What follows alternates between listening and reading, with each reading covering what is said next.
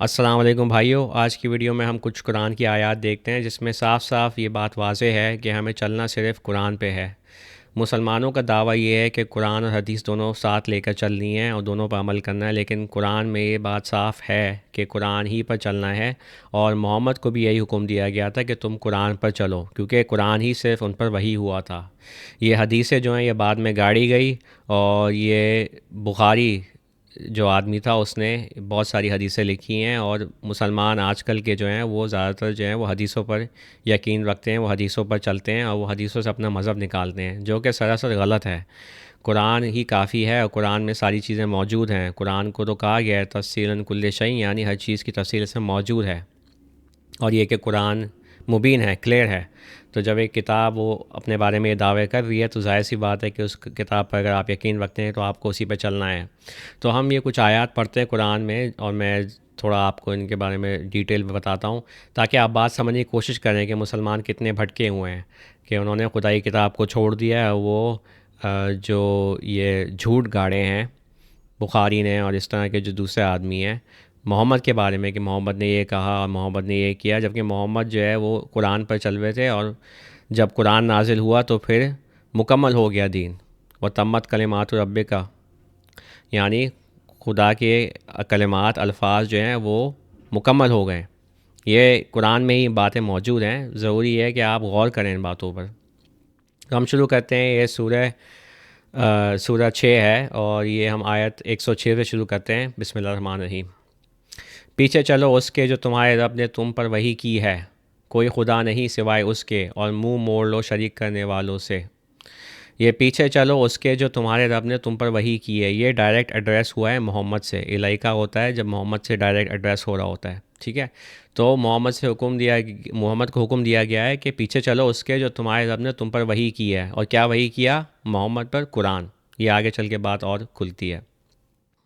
اور اگر خدا چاہتا تو وہ شریک نہیں کرتے، اور ہم نے تمہیں نہیں بنایا ان پر حفاظت کرنے والا، اور نہ تم ان پر نگبان ہو۔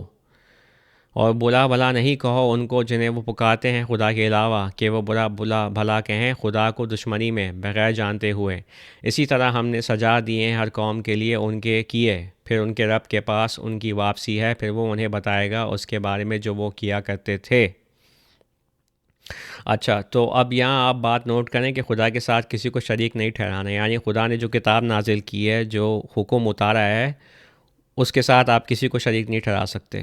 تو جب آپ کسی اور کتاب کو قرآن کے ساتھ کھڑا کرتے ہیں، اس کو استعمال کرتے ہیں، تو پھر آپ جو ہیں وہ خدا کے ساتھ شریک کر رہے ہیں، یعنی آپ خدا کے احکامات کو صرف ماننے کو تیار نہیں ہیں، آپ کو اور چیزیں ماننی ہیں اس کے ساتھ، آپ کو اور چیزیں شریک کرنی ہیں اس کے ساتھ۔ بات یہ ہو رہی ہے۔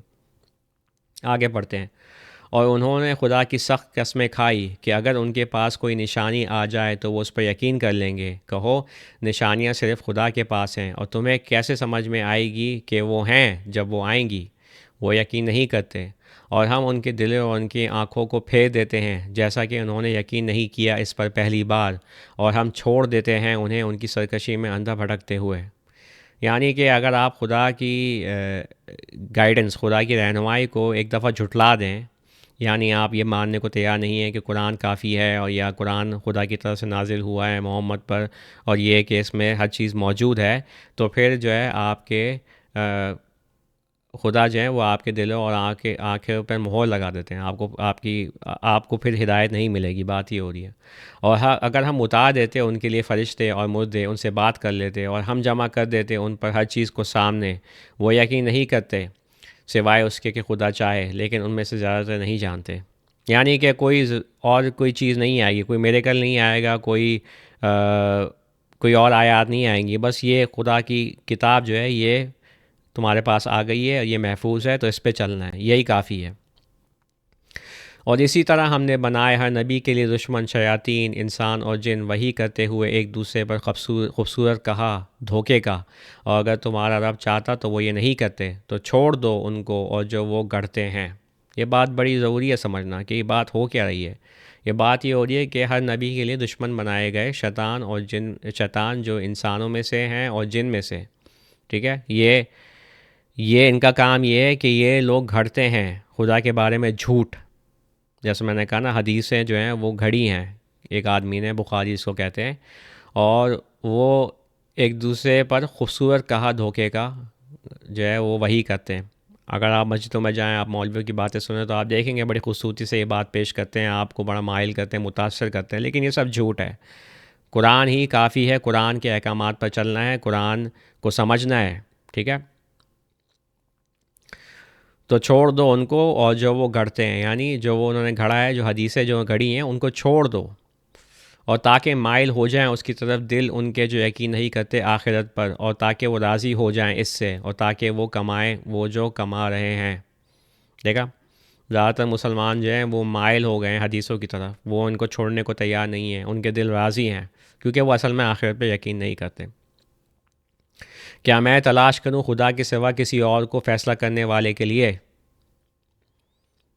اور وہ ہے جس نے تم پر اتاری کتاب کھول کر دکھانے والی، اور وہ جنہیں ہم نے کتاب دی ہے وہ جانتے ہیں کہ یہ اتاری گئی ہے تمہارے رب کی طرف سے سچ کے ساتھ، تو نہیں ہو شک کرنے والوں میں سے.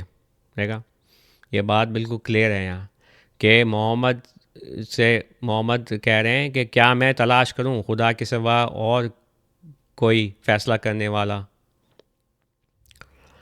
قرآن سے ہی فیصلہ کرنا ہے، حدیثوں سے نہیں. اور وہ ہے جس نے تم پر اتاری کتاب کھول کر دکھانے والی، اور وہ جنہیں ہم نے کتاب دی وہ جانتے ہیں کہ یہ اتاری گئی ہے تمہارے رب کی طرف سے. یعنی جو پہلے جو لوگ تھے، جو یہودی تھے، جن پر کتاب جو اتاری گئی تھی وہ تورات تھی، وہ بھی جانتے ہیں کہ یہ سچ ہے. کیونکہ کتاب کا لفظ جو قرآن میں استعمال ہوا ہے، الکتاب، اس کا مطلب یہ ہوتا ہے حکم نامہ یا قانون. ٹھیک ہے، یعنی اس میں سب چیزیں محفوظ ہیں، قانون محفوظ ہے. تو وہی قانون جو ہے جو یہودیوں کے پاس تھا وہی قرآن میں ہے، اس لیے وہ جانتے ہیں کہ یہ سچ ہے.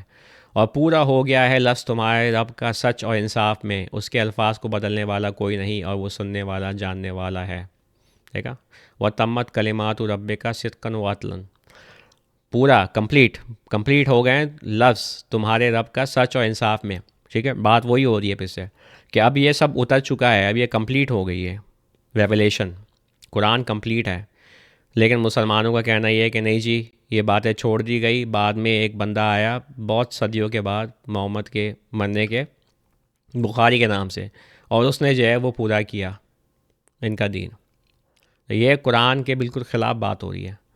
اور اگر تم پیچھے چلو، زیادہ تر کے جو زمین میں ہیں وہ تمہیں گمراہ کر دیں گے خدا کی راہ سے. وہ پیچھے چلتے ہیں صرف خیالات پر، اور وہ صرف اندازے لگا رہے ہیں. آپ کبھی مسلمانوں کی محفلوں میں بیٹھیں ان سے باتیں کریں، وہ آپ کو ایسے ایسے خیالات بتائیں گے، ایسی ایسی باتیں بتائیں گے جو نہ ہی صرف حیرت انگیز ہوتی ہیں بلکہ ان کا کوئی لینا دینا ہے نہیں قرآن سے، اور وہ تمہیں گمراہ کر رہے ہیں اس طرح کی باتیں کرنے سے.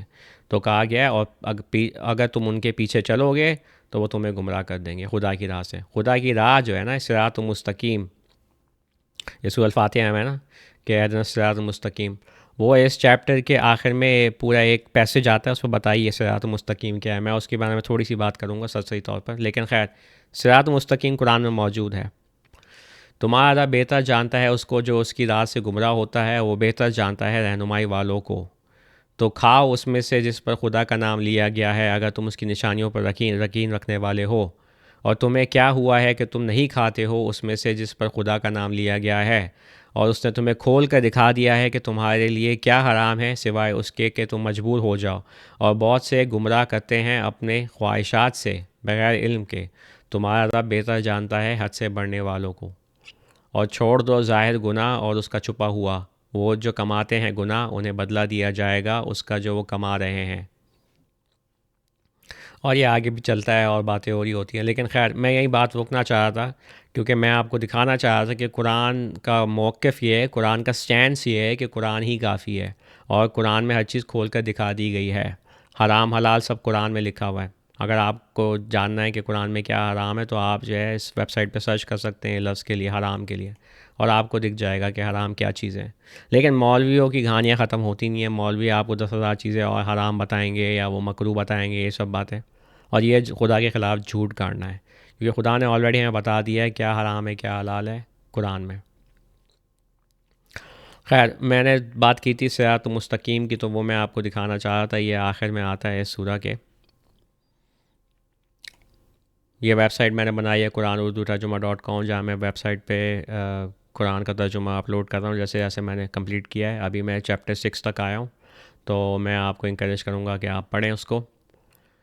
چلیں اب یہاں سے ذرا دیکھتے ہیں 151 سے کہ یہاں بتایا گیا ہے کہ کیا چیزیں تم پر حرام ہے. کہو آؤ میں پڑھ کر سناتا ہوں کہ تمہارے رب نے تمہارے لیے حرام کیا کیا ہے کہ تم شریک نہیں کرو اس کے ساتھ کسی کو بھی، اور ماں باپ کے ساتھ اچھا کرو، اور قتل نہیں کرو اپنی اولاد کو غربت کی وجہ سے. ہم تمہیں رزق دیتے ہیں اور انہیں بھی. اور نہیں قریب جاؤ بے حیائیوں کے، جو کھلا ہے ان میں اور جو چھپا ہے. اور نہیں قتل کرو جان کو جو خدا نے مقدس بنائی ہے سوائے حق کے ساتھ. اور بھی باتیں لکھی ہوئی ہیں یہاں، تو آپ اس کو پڑھیں. یہ دیکھیں 153 میں کیا کہا جا رہا ہے. اور یہ میرا سیدھا راستہ ہے تو اس پر چلو. وَإِنَّ هَٰذَا صِرَاطِي مُسْتَقِيمًا. ٹھیک ہے، یہ سیدھا راستہ یہ اوپر بتایا گیا ہے. اور نہیں چلو دوسرے راستوں پر تو وہ تمہیں الگ کر دیں گے اس کے راستے سے.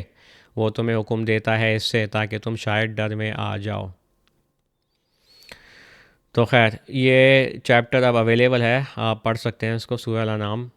لیکن میں آپ کو پھر سے وہی بات بتانا چاہ رہا تھا جو میں ہر ویڈیو میں کرتا ہوں کہ قرآن کو بہت غور سے اسٹڈی کرنا ہے، قرآن میں سمجھنا ہے کہ بات ہو کیا رہی ہے. اور قرآن میں جب یہ بات کہی جاتی ہے کہ قرآن جو ہے وہ مکمل ہے اور قرآن جو ہے وہ مبین ہے اور قرآن میں ہر چیز کی تفصیل موجود ہے، تو پھر ظاہر سی بات ہے ہم اس پہ یقین لاتے ہیں اور ہم صرف قرآن پہ چلتے ہیں. ہم قرآن ہی کو گائیڈنس کے طور پہ لیتے ہیں، حکم نامے کے طور پہ لیتے ہیں. اور اگر جو ہے وہ لوگ جو نہیں مانتے قرآن کو، وہ پھر چلیں دوسری کتابوں پر، دوسری حدیثوں پر، مولویوں کے کہو پہ، تو پھر ہم ان سے کہتے ہیں کہ بھائی تم گمراہ ہو گئے ہو، تم صحیح راستے پہ آ جاؤ جو راستہ قرآن میں دکھایا گیا ہے. چلیں آج کے لیے ویڈیو کو یہیں تک روکتے ہیں، انشاءاللہ بات ہوتی ہے نیکسٹ ویڈیو میں. السلام علیکم.